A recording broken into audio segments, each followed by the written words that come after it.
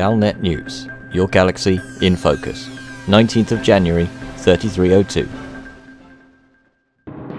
Our top story today, conflict in Loperada continues, this report by Commander Starbuck.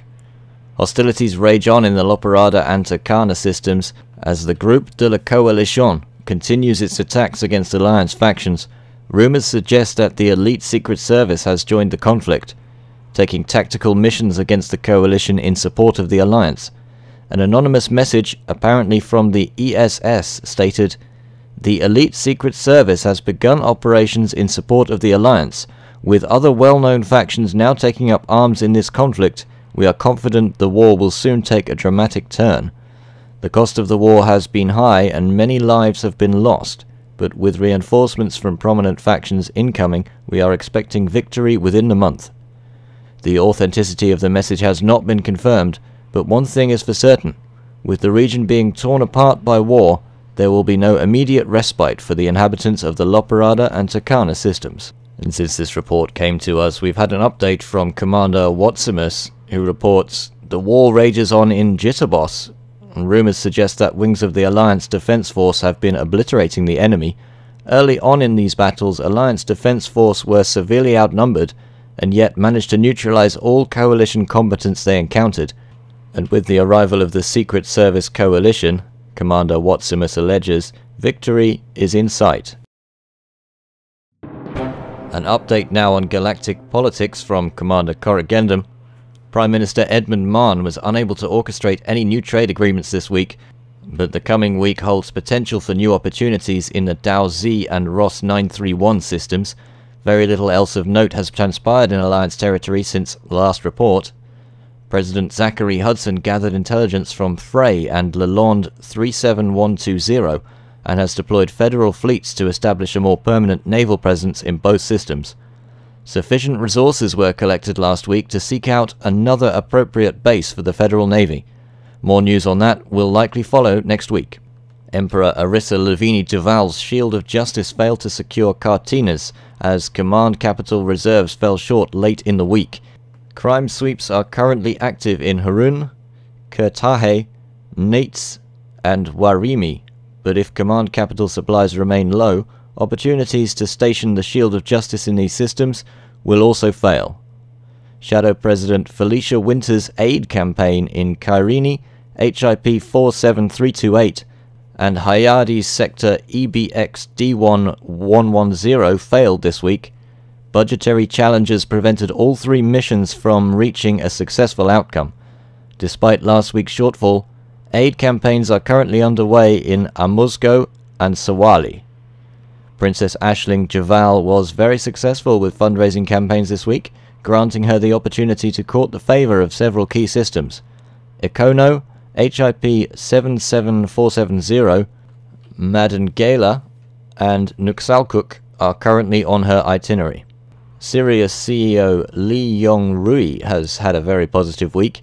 The momentous discovery of the Antares wreckage, coupled with the continued prosperity of Sirius Gov, has been a cause for celebration for the Sirius Corporation. Business relationships in Dongkum, HIP 23395, and Kenna are being investigated this week, paving the way for the potential expansion of Sirius to a total of 57 systems. Senator Zemina Torval managed her business skillfully this week, narrowly evading a deficit. The senator is currently attempting to acquire controlling interest in the Chuhohimba system.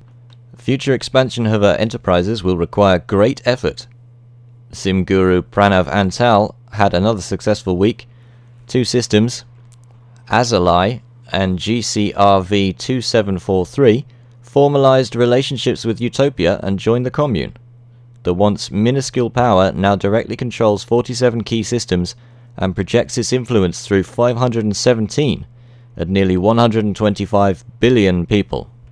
Pirate Lord Archon Delane experienced a relatively quiet week. Kumo crew-backed insurrections in 23 Delta Pisces Ostrini and HIP 103138 were soundly defeated, but attempts to overthrow the governments of Jabi Jabas and Devata Baru are now in motion.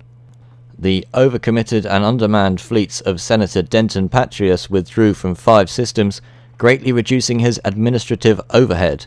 The senator is now looking to establish bases in more strategically valuable locations, including 23 Delta Piscis Ostrini, which was recently attacked by the Kumo crew.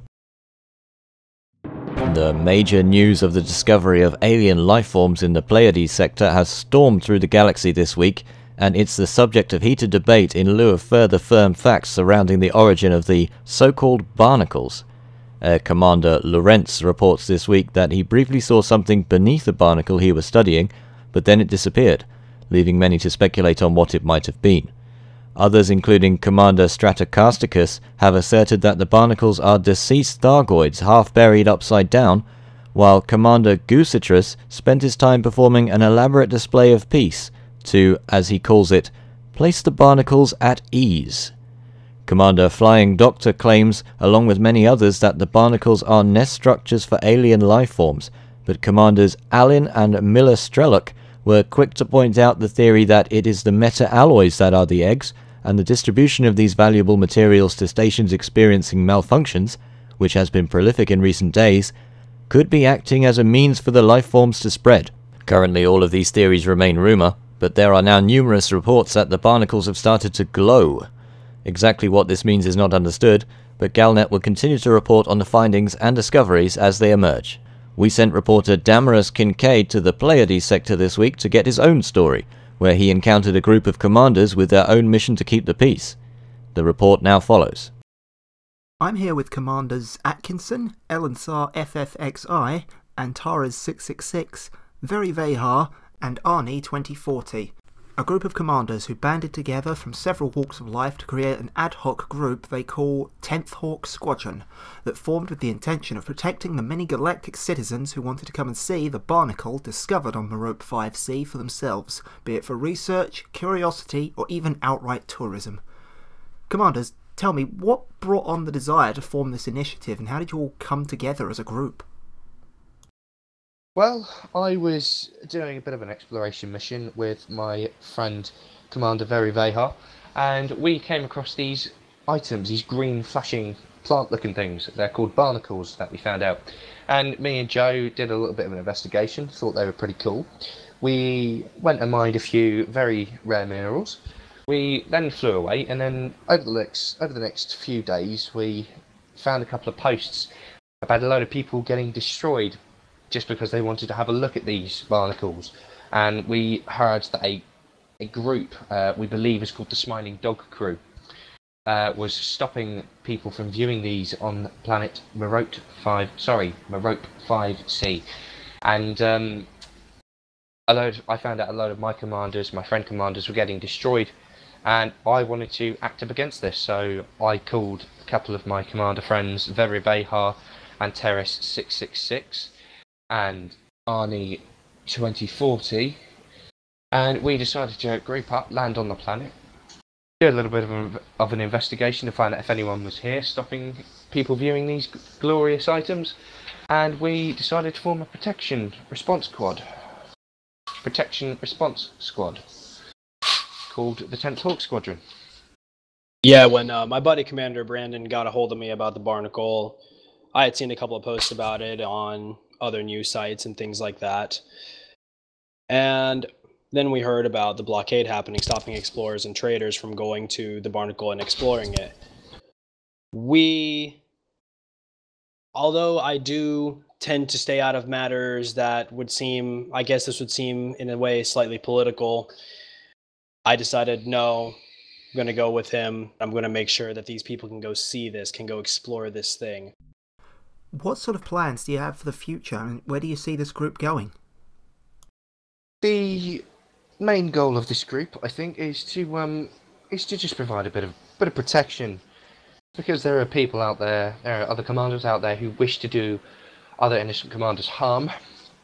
I have proposed the future goal of protecting any innocent commanders who wish to carry out their daily duties of either exploring, trading, or doing some combat runs, just to lend out a helping hand if anyone's in trouble.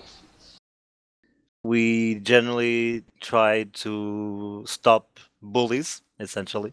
These groups are obviously not in it for any sort of gain. because they don't get bounties, they don't get minerals, they don't get anything. They're not exactly pirating either. So whenever we hear about it, we obviously will try our best to stop it, so people can enjoy the universe as it is supposed to be enjoyed. And finally, do you have any statements you want to make to those who you aim to oppose? I guess a good thing to let everybody out there know, pretty much all the commanders, is that don't think for a second that we're not going to find out about what's happening, or that we're not going to know where you are. Come on now. The traders and traders, miners, things like that, they're going to tell somebody. We're going to find out somehow. It's as simple as that. We'll be there. We, the 10th Hawk Squadron, will do anything and everything to stop you. If you want to try anything harmful or try and hurt any innocent commander, we will be there. We will be waiting for you. We will hunt you down and destroy you. Okay, thank you very much, Commanders. This has been Damaris Kincaid, keeping your galaxy in focus. That's the Galnet news for today. Tune in next time to keep your galaxy in focus.